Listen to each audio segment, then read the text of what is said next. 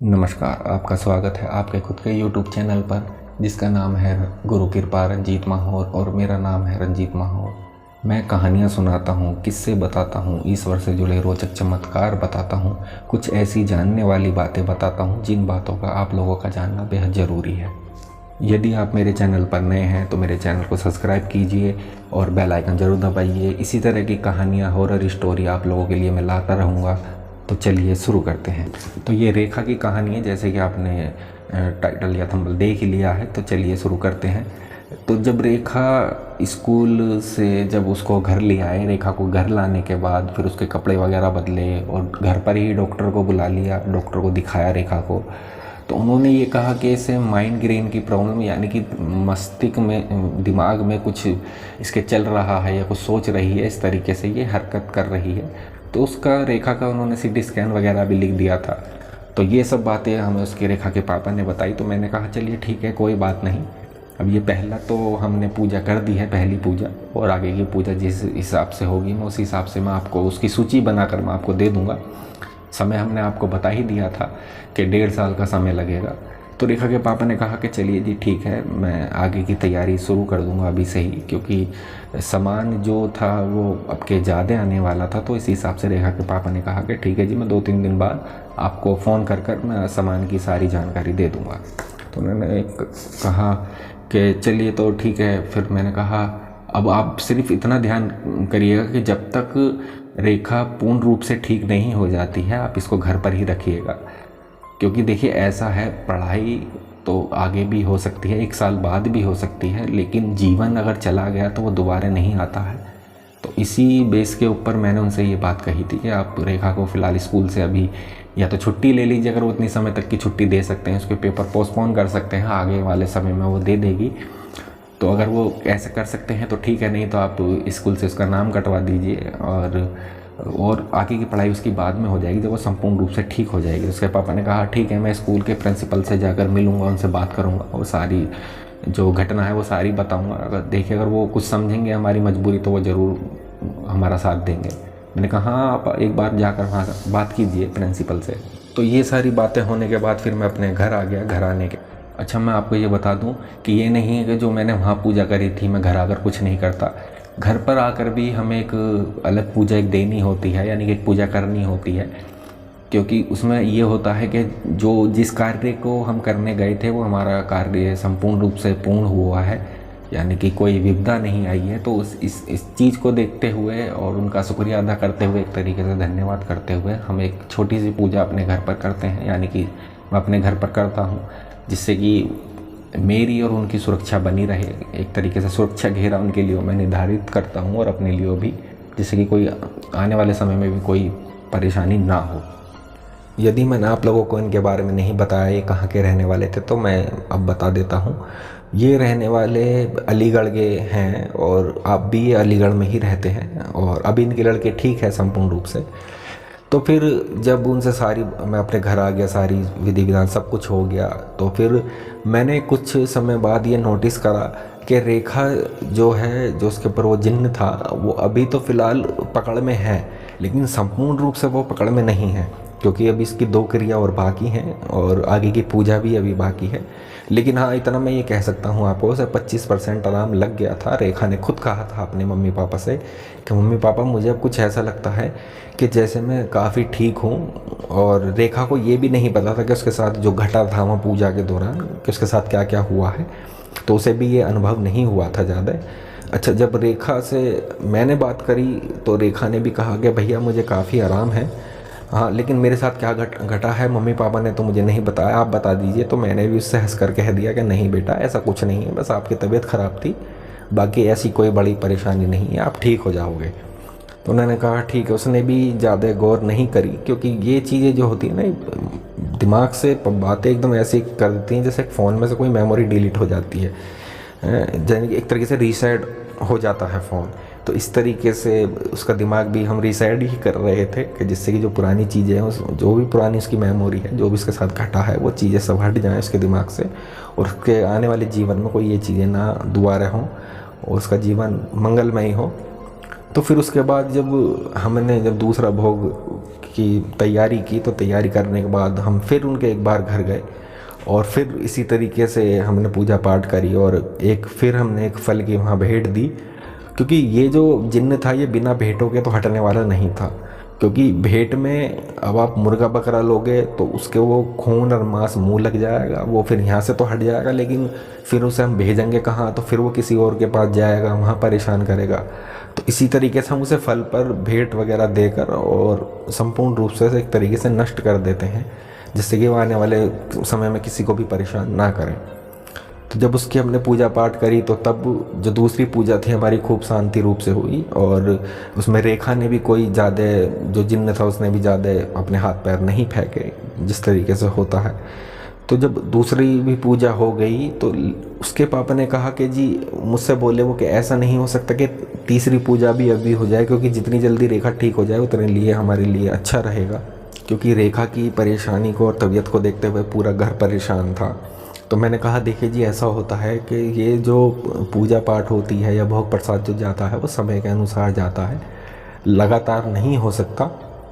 तो जैसे जैसे रेखा को आराम लगेगा हम उसके अनुसार ही उसका भोग प्रसाद देंगे और उसी हिसाब से आगे की विधि विधान से हम पूजा करेंगे, आगे का कार्य होगा। तो उसके पापा ने कहा चलिए ठीक है, लेकिन आप अपने गुरुजी से बात करके देखना कि जल्दी से जल्दी ये काम हो जाए। तो मैंने उनसे कहा देखिए, अगर मैं गुरुदेव से इस बारे में बात करूं तो गुरुदेव यही कहेंगे कि या तो आप लोग ठंडा करके खा लीजिए या गर्म करके खा लीजिए। अगर गर्म करके खाओगे तो आपका मुंह जलेगा, ठंडा करके खाओगे तो ना ही मुंह जलेगा और पेट भी भरेगा, दोनों काम होंगे। यानी कि आपके मन को शांति भी मिलेगी और लड़की भी आपकी ठीक हो जाएगी। तो उन्होंने कहा ठीक है, चलिए आपको जैसा ठीक लगे। तो फिर मैं अपने घर ना आकर मैं सीधा गुरुजी के पास गया वहाँ उनके डेरे पर, और गुरुजी से मैंने बातचीत की। मैंने कहा कि गुरुजी ऐसे ऐसे बात है और उन्होंने ऐसे ऐसे कहा है। तो गुरुजी ने कहा कि ठीक है, देखते हैं हम बात कर मतलब शक्तियों से बात कर देखेंगे वो क्या कहती हैं। अगर वो उस चीज़ पर मान जाती हैं तो हम इसी हिसाब से उनका भोग दे देंगे। लेकिन मुझे भी ये वहाँ अनुभव हो रहा था अंदर से, गुरुदेव से मैं जब बातें कर रहा था मुझे अंदर से महसूस हो रहा था कि ये दूसरा भोग एक साथ नहीं जा सकता, इसमें गैप तो होना बहुत ज़रूरी है। क्योंकि जब ये चीज़ शरीर से निकलती है ना, तो जो उसने शरीर के अंदर जो उसने अपने घर बना रखा था, ठीक है ना, जो उसने वहाँ घाव कर रखे थे, जो परेशानी कर रखी थी, उन चीज़ों का ठीक होना भी बहुत ज़रूरी है, उन घावों का भरना भी बहुत ज़रूरी है। क्योंकि शरीर से वो बहुत कमज़ोर हो गई थी। और एक तरीके से ये समझ लीजिए कि अगर आप देखते, तो मैं तो यही कहूँगा, अगर आप लोग देखते तो आप ये कहते इसमें है क्या, इस लड़की में कुछ भी नहीं है और ये कुछ ही दिनों की मेहमान है। लेकिन ऊपर वाले की दुआ से और गुरुदेव के आशीर्वाद से सब ठीक हुआ। और फिर उसके बाद जब हमने उसका तीसरा भोग दिया, तो तीसरा भोग देने के बाद तब एक और समस्या उत्पन्न हो गई कि वो जिंद, क्योंकि देखिए ऐसा है कि यदि हम तीसरा भोग जब हम देते हैं तो शुरू से और एंड तक जो भी हम चीज़ पकड़ते हैं या जो भी हम तीसरी शक्तियों को पकड़ते हैं, शक्तियों के थ्रू, अपनी शक्तियों के थ्रू, ऊपर वाले की शक्तियों के थ्रू, ऊपर वाले के आशीर्वाद के थ्रू, तो उन शक्तियों को हमें संपूर्ण रूप से सामने वाले के मतलब पास लाना पड़ता है। क्योंकि जब सारी चीज़ें एक साथ, यानी कि जो हमने एक तरीके से मान लीजिए कि हमने दो शक्तियाँ उठाई, एक शुरू में उठाई और एक लास्ट में उठाई, तो जो दोनों को उनको एक जगह लास्ट वाले दिन लाकर फिर दोनों को वहीं पूजा पाठ कर कर उन दोनों को ही हाथों हाथ आगे भेज दिया जाता है, आगे शक्तियों को सौंप दिया जाता है। तो जब उन शक्तियों को बुलाया तो रेखा के ऊपर वहाँ जिंद के अलावा दो चीज़ें और आईं। एक ने तो कहा कि मैं माँ काली हूँ और एक ने कहा मैं प्रेत हूँ। लेकिन हमें तो पता था कि ये दोनों चीज़ हैं क्या, ये उस जिंद की ही चलाई हुई चीज़ थी, क्योंकि ये किसी का भी रूप ले सकते हैं, किसी के भी आवाज़ में ये बात कर सकते हैं। तो मैंने कहा ठीक है, आप अगर आप माँ काली हैं या आप प्रेत हैं, आप जो भी हैं, आपका स्वागत है। क्योंकि देखिए मैं किसी का निरादर नहीं करता हूँ, ठीक है ना, क्योंकि लड़ाई मेरे सामने वाले से नहीं है, मेरी लड़ाई बुराई से है कि बुराई अच्छाई पर विजय नहीं प्राप्त कर सकती, हमेशा अच्छाई ही बुराई पर विजय प्राप्त करेगी। तो जब मैंने कहा जी आपका स्वागत है, आप क्यों आए हो, क्यों परेशान कर रहे हो इस लड़के को, हम परेशान नहीं कर रहे और हम इनके घर की कुल देवी हैं। मैंने कहा कुल देवी तो चलो आप ठीक है, तो लेकिन ये प्रेत आप क्यों जहाँ काली चलेगी तो शमशान की काली चलेगी तो वहाँ प्रेत तो चलेंगे ही चलेंगे। मैंने कि ऐसा कहीं नहीं होता है। पहली बात तो ये कि स्वयं महाकाली कभी भी नहीं चलती हैं, उनके गण चलते हैं, जो भी उनके दूत वगैरह होते हैं। तो आप ये एक तरीके से झूठ तो मेरे से ना बोलें, क्योंकि मैं अपने गुरु का मान रखते हुए मैं आपसे इतनी बड़ी बात तो मैं नहीं कह सकता, पर मैं इतना कह सकता हूँ कि आप काली नहीं हैं, और ना ही ये जो आपका ये जो प्रेत है दूसरा, ये आपका दूत है। मैं ये दोनों चीज़ें नहीं मानता, मैं इस चीज़ पर एग्री नहीं हूँ। तो काफ़ी देर उनसे हमारी बहसबाजी चलती रही उन शक्तियों से, लेकिन अंतिम समय में जब बात नहीं बन पाई, वो अपनी बात पर अटल है। क्योंकि देखिए ये चीज़ें झूठ बहुत बोलती हैं, तो इनका कभी भी विश्वास मत करिएगा, क्योंकि ये चीज़ें झूठ बहुत बोलती हैं, ठीक है ना। तो यदि अगर आपके साथ या किसी और के साथ भी ये घटना घटे तो इस तरीके से कभी भी इन पर विश्वास तो समय पहले करिएगा मत। संपूर्ण रूप से जानकारी लेकर खूब सूझबूझ से काम लीजिएगा और ठंडे दिमाग से काम लीजिएगा। तो उसके बाद जब काफ़ी देर होगी बात करते हुए, जब वो नहीं माने दोनों, ना काली और ना ही प्रेत, जबकि वो दोनों वो नहीं थे जो वो जैसा वो बता रहे थे, तो फिर मैंने क्या करा, मैंने अपने गुरु से जब भी बात करी और मैंने कहा कि गुरुदेव ऐसे ऐसे समस्या उत्पन्न हो गई है और मैं पूजा पे से उठ नहीं सकता, क्योंकि अगर मैं पूजा पे से उठा तो पूजा खंडित हो जाएगी। तो आप वहाँ से किसी को भेजिए, किसी शक्ति को, और इन दोनों चीज़ों को, जो भी है, ये प्रेत है या भूत है, जो भी है, आप इन्हें बांधिए। तो उन्होंने तभी वहाँ से कुछ मंत्र द्वारा कोई शक्ति चलाई। शक्ति चलाने के बाद वहाँ से भेजा, और भेजने के बाद तो उन दोनों को आकर वहाँ बंदी बनाया। और जैसे ही उन पे बंदी बनाकर जो मार लगाई है श्री बालाजी महाराज के निर्देश अनुसार, और तभी उसके बाद फिर वो क्या नाम है, उन पे मार लगनी शुरू हुई है, और तभी उन्होंने सच बोलना शुरू कर दिया।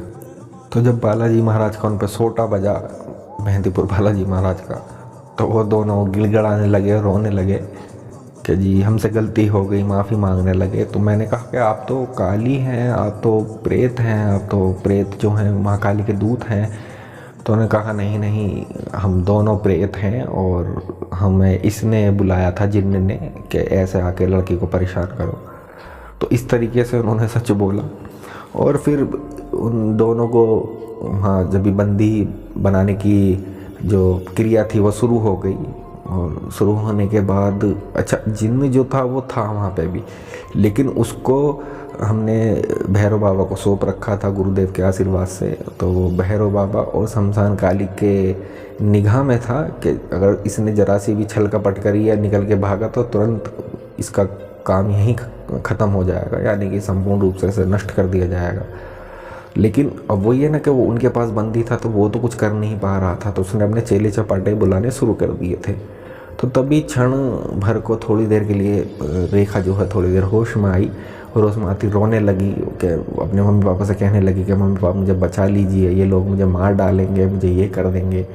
और तभी उसकी मम्मी भी वहाँ रोना लग गई कि नहीं बेटा है तो कुछ नहीं होगा।